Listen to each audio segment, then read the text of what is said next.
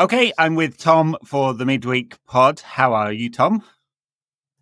Yeah, pretty good, thank you. How are you? Still, I think I've still got a bit of a glow after the weekend. To be fair, I know it was only a draw, but it felt a bit like a win.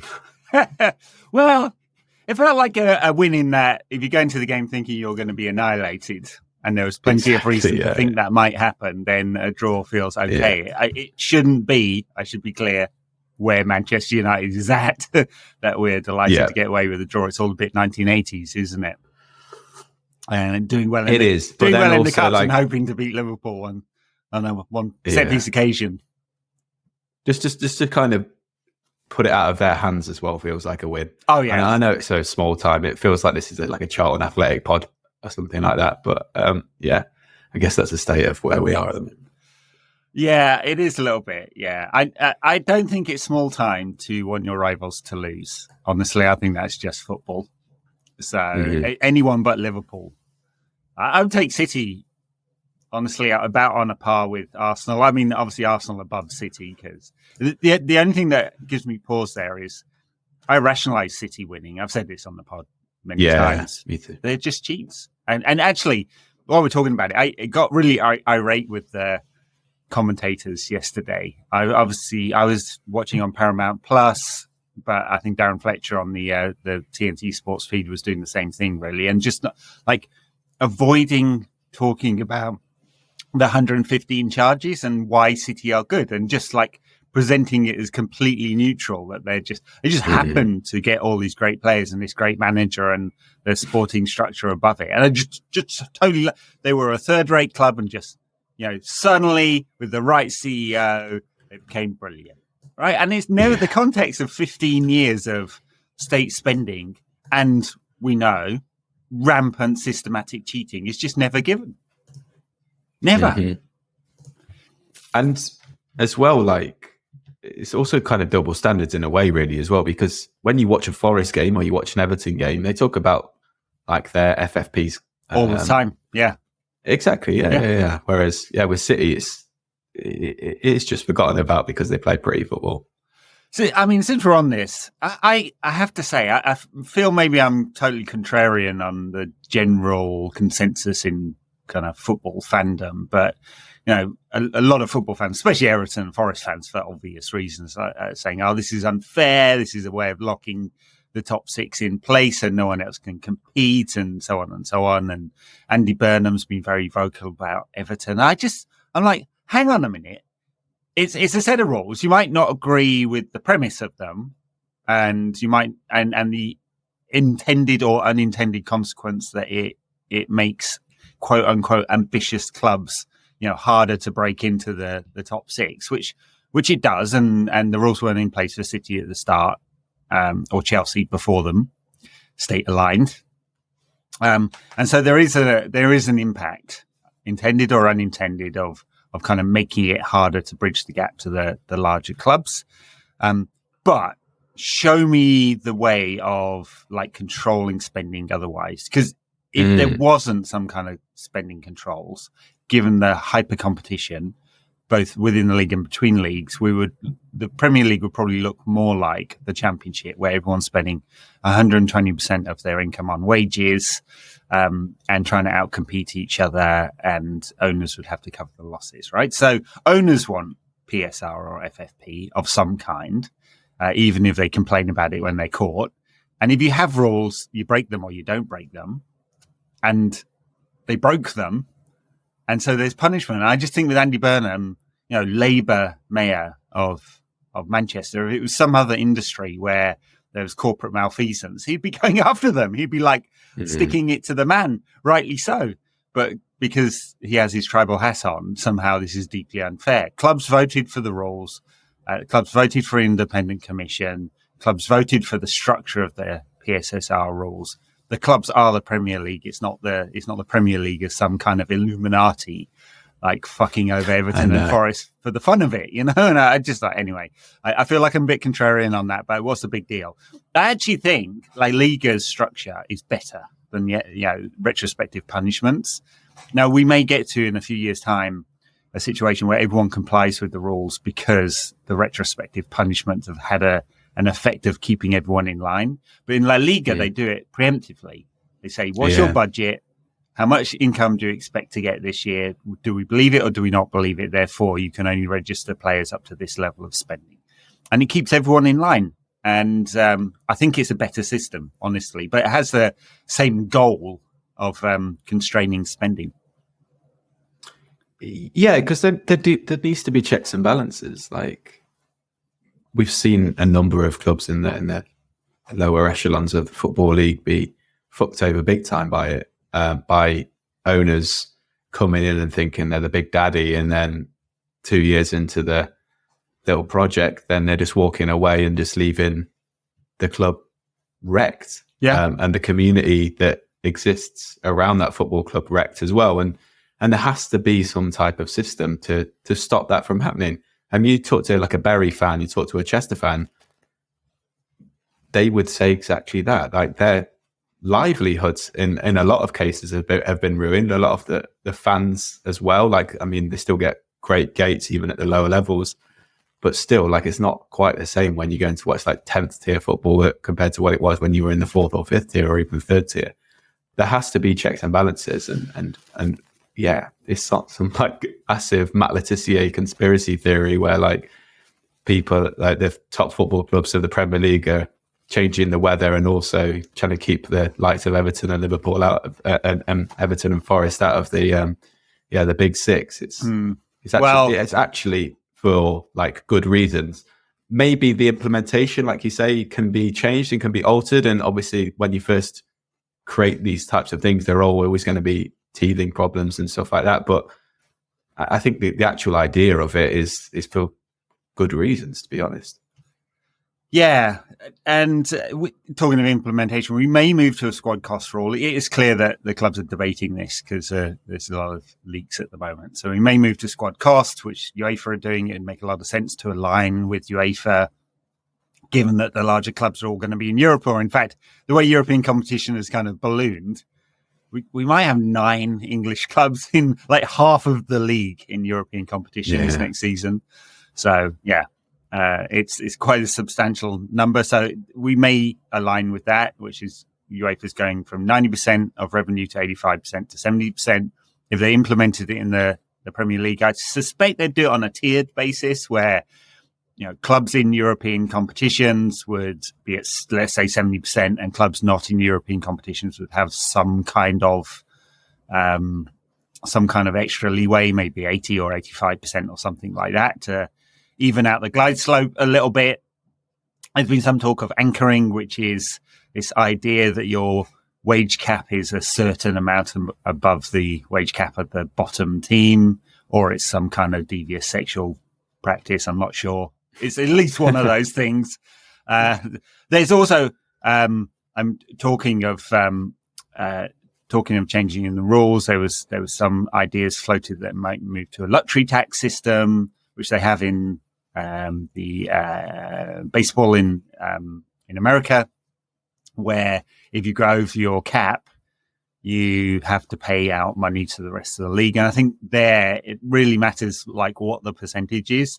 If it's like 10%, and then it's just like a golden ticket for state-sponsored clubs to spend as much as they want, basically. If it's 500%, like real teeth, then I think even state-sponsored clubs might go, maybe not. I mean, maybe, I don't know.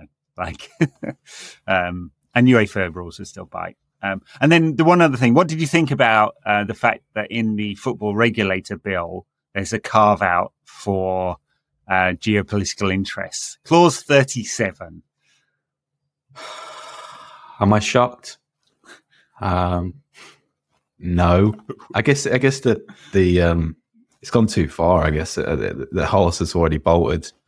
Yeah, and I guess they're just too morally bankrupt and weak to kind of just put that in there. I mean, I imagine, and by all reports as well, like the clubs who aren't state sponsored are pretty livid about it, and they do want checks and balances on this. But I mean, I'm just not surprised at all, to be honest. Well, the whole really. point about states buying clubs is for political influence. I think the sports watching term is redundant now, honestly. You may remember a year ago I had Karim Zidane from the Sports Politica news letter. Excellent sort of analysis of geopolitical interest in sport. Great newsletter, by the way, if you want to understand any of this. And I'm not being paid. It's just a really good piece. He totally lost the train of my thought there.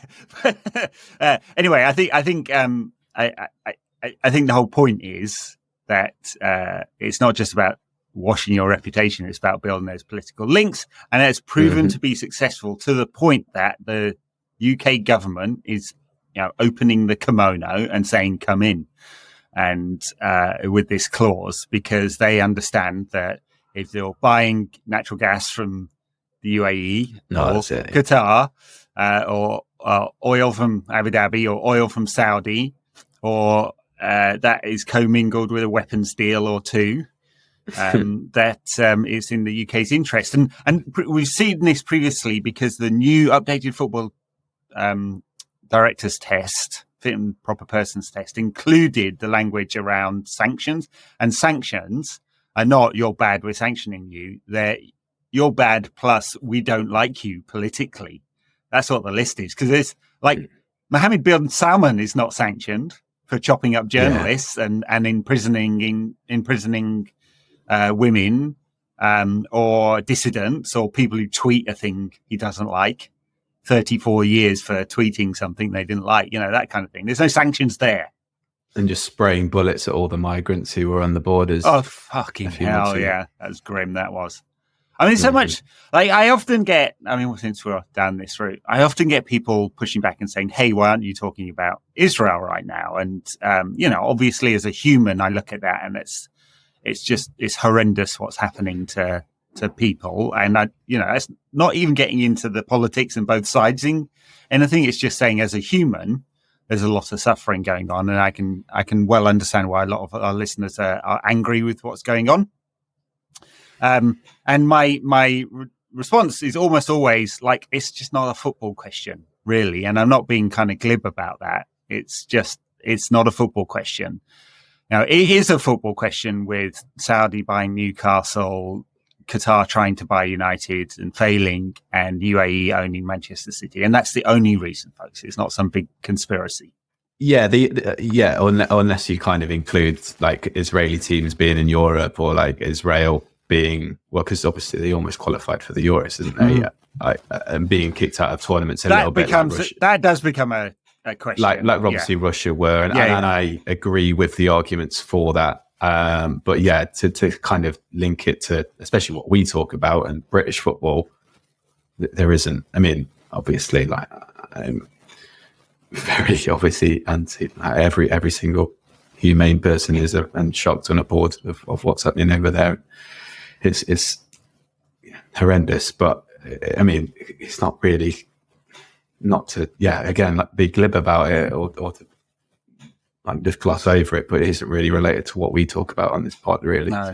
And I suspect we'll get into the USA World Cup in the lead up to that and talk about the politics of that. I mean, it is very different. And I'm not going to stand here and defend the US's human rights record at all. I mean, both domestically with police shootings and violence that happens here, and the insanity of healthcare. And believe me, I've lived to that for the last 3 years, how exactly that works. But it is different because it's not really driven from the top down in the US. The 2026 World Cup is very much a commercial exercise. So I think we have to put it in a different context while saying, there are problems with this country, both foreign policy, military industrial complex and domestic policy. Oh, yeah, they're rolling Gaza as well. Yeah, well, absolutely. Absolutely. US made weapons and all of that. Handily, it's US made weapons. UK's role as well. Yes, To be really honest. Well, if you really want to get into it, the UAE is supporting the RSFs. So that's what is, to again shortcut it, what used to be the Janjaweed in Sudan. and the civil war that's going on there, and just kind of brutal effects on civilian population. So the UAE is sponsoring that quite frequently with Western weapons. So, hey, it's all commingled in one way or another.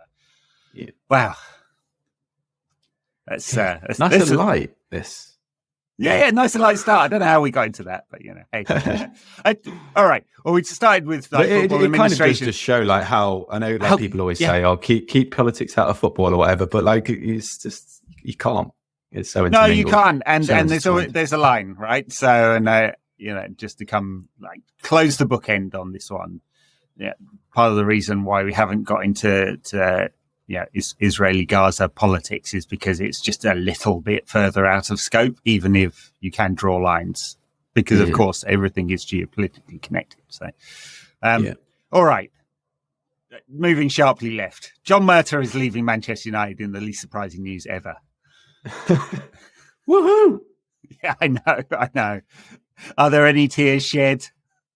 No. None outside of his immediate family, I imagine. No, I know. He can't be crying about it that much. He's probably going to get a lovely payoff. He's had a lovely wage for a few years. He's got.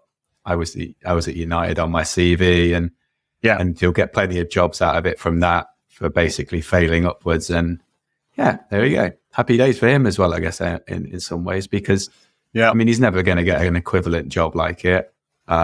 He's not going to be, oh wow, I can't believe John Murtough's now at Arsenal sporting director or anything like that. He's probably just going to go a little bit like Ed Woodward has into kind of nowhere.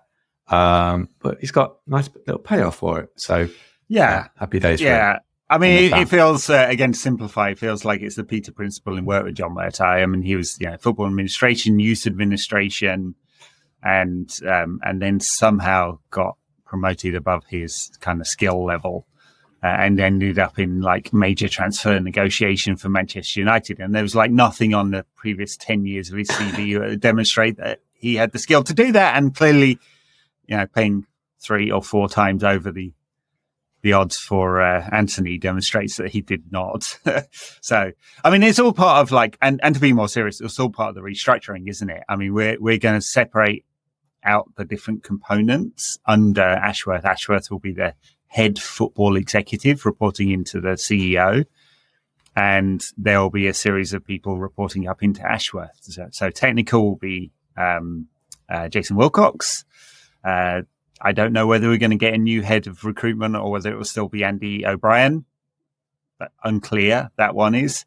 It looks like Darren Fletcher will get some kind of role in between the age group teams and the first team. Someone needs to do that. Pathway director of some kind. Mm-hmm. There's obviously a data and analytics team that's been pretty much strengthened out, and a medical team as well. So, you can kind of see the big picture now, and I don't know where Murtough would fit in that, even if you kind of downgraded his role. Yeah. So, we can say we got Alejandro Garnacho out of it. So that was part of the trolley dash, wasn't it? The pre-Brexit deal trolley dash. Hannibal, Willy Campuala, Garnacho. So, actually you can say... Was Diallo that? I meant Diallo, although different because they paid a huge fee for him. Yeah. I mean, they paid about 9 million. That fee is worth it as well, because after the Liverpool win, so... 40 million euros just for one win. A bit like Diego Forlan, right? So, probably similar career paths at United as well, probably. We go to Villarreal and boss it. Yeah. So anyway, bye-bye, John Murtough. Good luck. You were saying before we came on air that Eddie Edwards, not Eddie Edwards, Edwards has got a new job on the board of some kind of charity. I saw he was, I think, Bloomsbury charity, and he's the football director or something at this charity, and the photo of him is just hilarious because he just looks, even in this photo of him signing to be as part of this charity, he still kind of just looks out of his depth. It just feels like I don't know. There's just something about him that just makes me laugh every time I see him. But again, like I said, a bit like John Murtough, just kind of like falling into obscurity a little bit, and like, what's he really going to do? I guess, yeah, I don't know. Yeah. And it's nice to see him get a job. Yeah, I mean, Peter Kenyon he went to Chelsea and then, was it Milan? And so I guess football executives do move around. It's just like, if you've been part of what looks like a failed project, it seems. I mean, administratively, he must have, even if he doesn't have the chops in certain areas, he must have a good view. You'd think there'd be an ambitious club somewhere that would, like, maybe one that wants to grow commercially. He's got to have those skills. Yeah, maybe. Yeah, couldn't care less, honestly. But no, not really. All right, let's get to a few questions before we preview Bournemouth. I know you're managing your team tonight. In fact, actually, tell us about your team. Who do you manage? So they're called Beeston Old Boys Association. We are in Nottinghamshire Division 1 of Nottinghamshire Senior League Division 1. And we were doing all right earlier in the season, but now I think on a 6-game losing streak. We're playing against Keyworth tonight in a big mid-table clash. Are you up for the sack, or have you had a vote of confidence in you? I should be. I do want to hand my resignation in. I just don't know if anyone would take the job. So it's a bit like, who was that person who did that very recently? I can't remember who it was. In football? I think it was football. We might have been in a different sport. Anyway. Resigned and no one else would take the job. He resigned, and then they were like, no, we don't want you to resign. And then people were complaining about it. He made it all about him. I can't remember who it was, but someone might know, even though I've given them basically no details at all. No I don't even know what Good sport story, is. Tom. Good story. Yeah. Thank you. You're just trying to deflect from the fact that you're getting the sack. The problem is, our goalkeeper, who's really good, is also an Aussie rules player. He plays for Great Britain at Aussie rules. So he hasn't been playing lately. So I've had to play myself in goal and also manage the team. So it's been difficult. The boys, I'm not going to say anything about them just in case they listen. But not pulling their weight. Well, they are, to be fair. Well, at that kind of level, there probably is a fair amount of weight, There is. Everyone's got a job. So obviously everyone's had everyone's going to have a day job today. And then we're going to go to the game at 7:45. Under lights, which is always fun, and see how it is. I'll update people tomorrow. But first year in the job, it was going pretty well at some point, but now, and you just do the same team talk every week.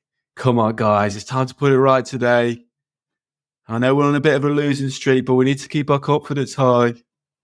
I mean, it's inspirational stuff. So yeah, you can see why. You want to get a European Cup out there and go, don't even think about it. You can't even touch it. You won't even be able to look at it unless you give your all out there. See if that works. I might use that tonight. Well, who was the manager who went on that absolutely foul-mouthed rant in the dressing room? It's a magical clip. I forget. He was like child athletic manager or something. Bring your dinner. Yeah, that one. I forget his name. You can. And you can. And bring your fucking dinner.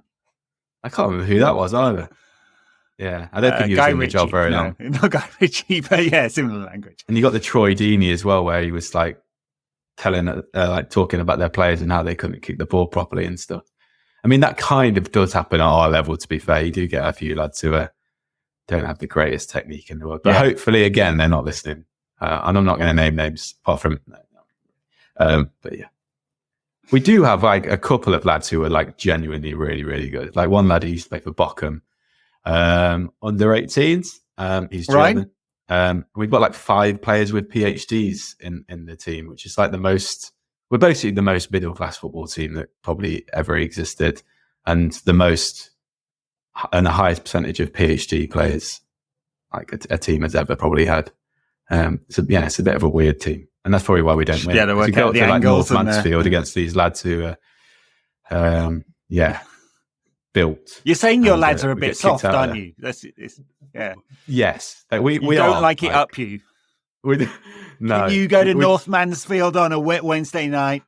Yeah, up to Meaden Vale, and me included. We sometimes shirk a challenge or two.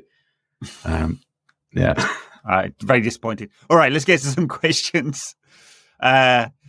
Glacier MUFC1 says, could finishing outside the European spots be a blessing in disguise? It would allow us to go into next season with a smaller squad and maybe accelerate the clear out. No need for players like Eriksson, Amrabat, or a fifth senior centre back.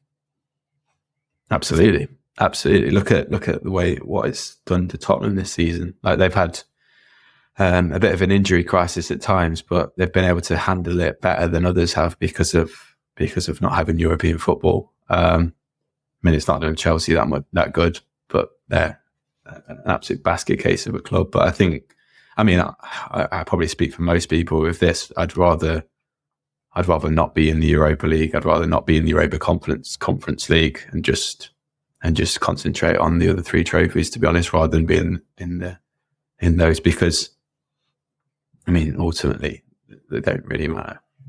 I mean, it's nice to win the Europa League every now and again, but it just doesn't.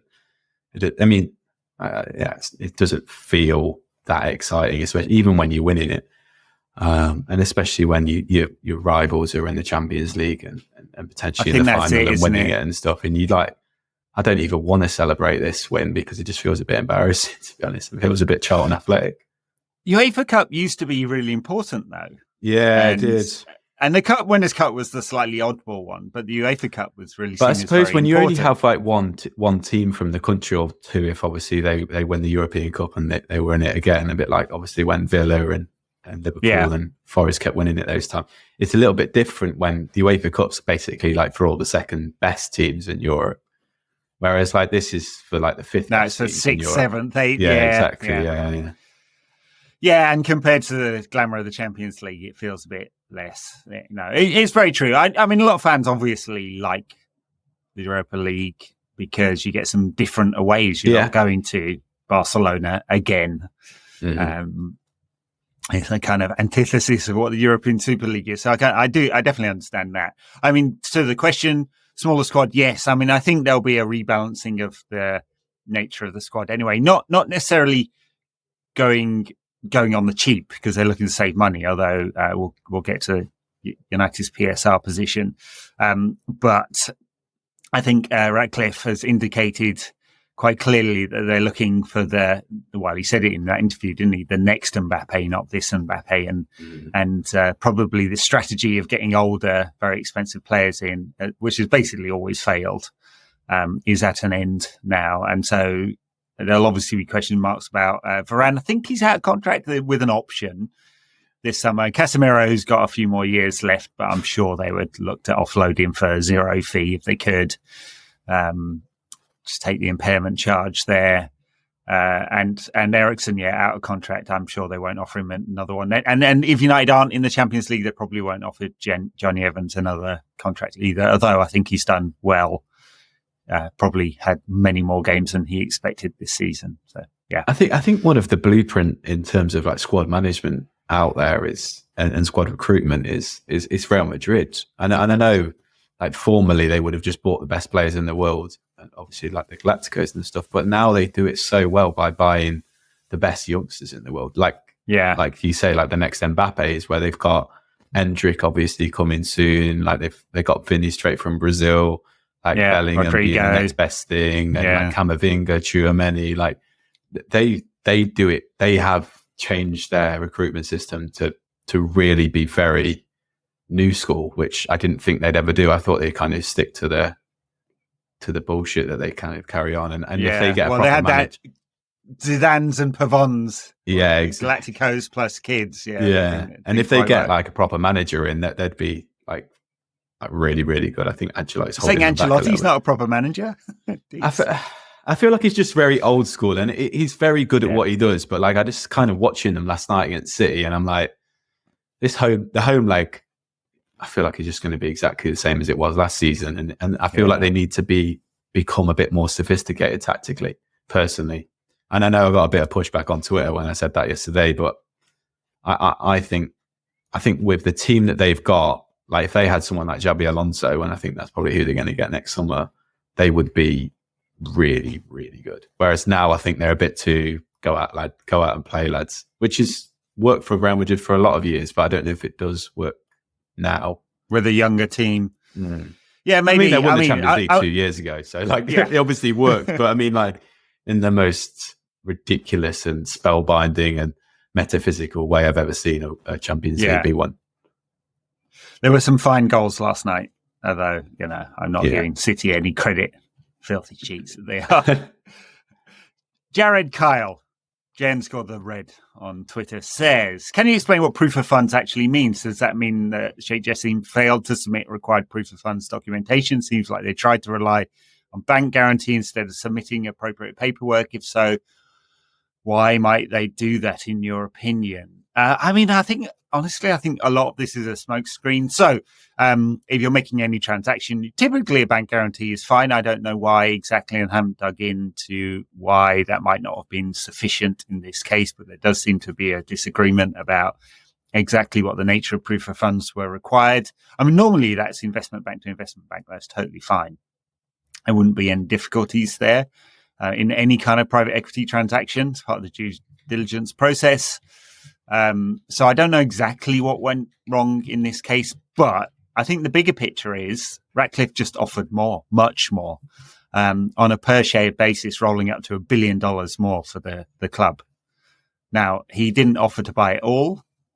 He offered to buy all the Glazer shares, and that became difficult, as he's explained afterwards, with the New York Stock Exchange listed shares having to provide an equal deal for everyone, or feeling like he had to at threat of litigation. So did that instead. 28% of the club will be owned by 28.7% will be owned by the rest of the year. And he just offered much, much more. And in the tender document, he's basically the Glazers have put a floor, and he's signed that deal. So he's agreeing with that deal, and he will meet that floor. And I think that's why I feel fairly confident that there is a pathway to him owning the club outright within the next 3 years when that structure runs out effectively. So anyway, that's a wider answer to this question. I don't know why the proof of funds wasn't sufficient, other than, the obvious answer is they didn't have it. It's like for whatever reason, the Qatari government decided this wasn't the play, because if it was the play, they could just spend whatever they wanted. Clearly, it's the sovereign wealth entity, So, any thoughts? 90s Suit says, any thoughts on how PSR will affect United's summer transfer window for United and clubs in general? Yeah, I've got a few. I think United are actually in pretty good position because they cut their wages quite significantly. Last summer, they brought in mostly younger players with a lower wage bracket, and I think they will probably look to shed some of the higher earners this time out. So there's that.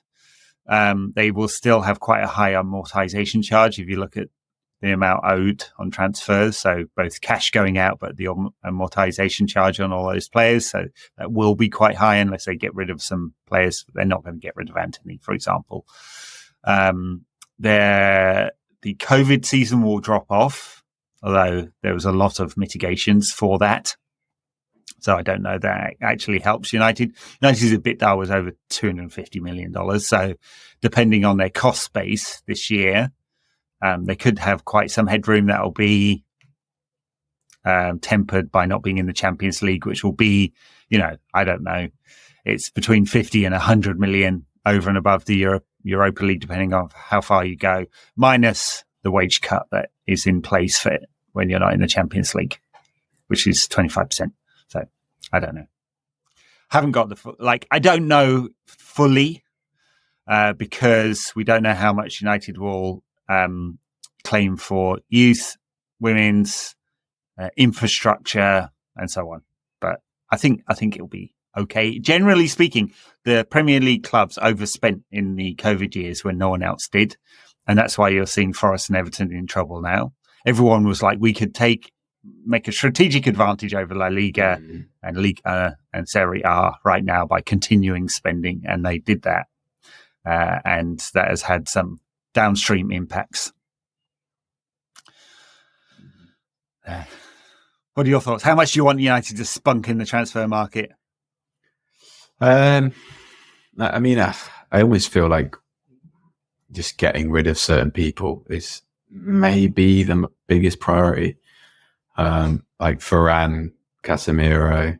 I mean, people, like you say, they won't get rid of Anthony, but someone like Anthony would be nice to go as well. But I think if you kind of get rid of those big earners and you start to kind of create more of an even structure throughout the whole club, then that's kind of, I think, what needs to be done first before you start bringing other people in, them going, yeah, but Casemiro's on that much amount of money, so I want to be on that same type of things.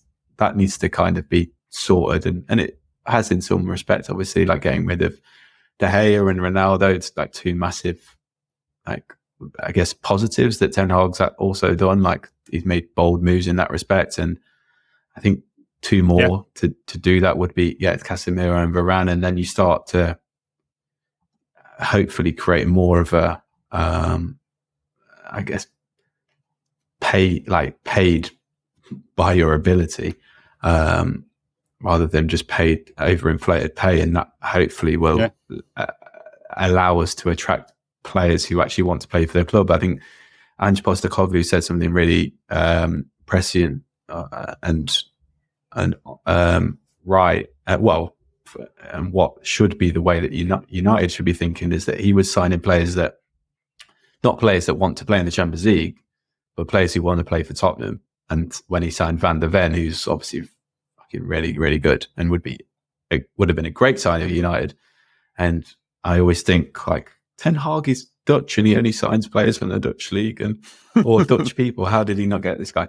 But Van der Ven wanted to play for Tottenham. He didn't want to just play for a Champions League club. And that's the sort of personality that we should be signing. So I think that there are definitely certain players that I would look at, but that, and I guess this is Dan Ashworth's job, one of the, especially is apparently great at creating such a culture. And apparently that's what he did at England. Like, that's one of the main things that he should be identifying. I think Henry Winter, who lost his job today, to huge news. I think he was saying that Dan Ashworth's he's signing for NQAT. He is, and he's kicking me out. I'm being made redundant for Henry. I don't think we can afford Henry. He was on 500 grand a year, and that isn't like. I know, it wouldn't surprise me at all. Yeah, I've heard that from lead sports writer. I think that's about par. Multiple sources. That is no. I'm afraid we're on Vanarama wages at NQAT. I'm on 500 grand a year. It's I don't know. I'm not. How did you manage to pull that one off? Don't really know. You sure it's not rubles? Yeah, maybe Zimbabwean dollar. My accountant's going to be in a bit of trouble. I can't even remember where. Oh yeah, basically Henry Winter said that Dan Ashworth's got like a massive. Did he say a laptop of like almost every footballer in the world and their personality and their skill set or something? So hopefully he'll look into that. I'd be suspicious what's on that laptop. How is anyone who walks around with a large spreadsheet with loads of like 15-year-old like lads on there, like about their personalities and like, what they like. Yeah. Physical attributes. Dodgy. Yes. I mean, he's not coming in to be the transfer guru, but he's coming in to give structural to all of it. Yeah. So, related to at Ye74782273, I don't know whether that's his crypto wallet key or whatever, but is there a chance a limited transfer budget and loss of many players could lead to next season being even worse than this? I don't think so. I think there's some special circumstances this season with a mega injury crisis, which I hope they're doing a root and branch review of exactly why it's happened and identifying manager, training, sports science, medical, whatever it is. Bad luck, solar rays. I don't know. I hope they're identifying it, but I'd be surprised. I think I'm much more confident the right structure will help them get the right players in the door this summer. They're all going to be good players. It's Manchester United, and we can afford good players. So, yeah, I'd be surprised. All right, let's. Succession planning is key to the success of any organisation, says Tariq Amir, friend of the pod. With that in mind, how confident are you? Davina Moyes taking over from Catherine Reception. I will not have that slander against Catherine Reception. 54 years at the club she was. Yeah. So I love seeing videos of her like just hugging people as they came in and stuff. It's lovely. So sweet. I know. All right. Have you got time before you go for a quick 5 Bournemouth? minutes. The boys are going to be, well, if we lose tonight, and this is to blame, me turning up late. You'll have plenty of time on your hands. Oh, yeah. Saturday in the morning. Where are you playing, by the way, if anyone wants to come and heckle? That's true. Where are we playing? Keyworth Football Club, home ground. All right. I don't think anyone might not be out in time for people to come and heckle, but next time. Very unlikely. We just do kickoffs in an hour and 15 minutes. No, an hour and a half. Yeah. Bournemouth, I mean, they're not going to get relegated. They changed out their manager last summer to move forward. They haven't really moved forward, but for a small club with probably the lowest wage budget in the league, they overperform still. Yeah, and they play a certain type of nice football, to be honest. They've obviously got one of these Basque managers, which are all the rage at the moment. It seem to be, they're almost like the go-to managers of European football and succeeding almost everywhere they go.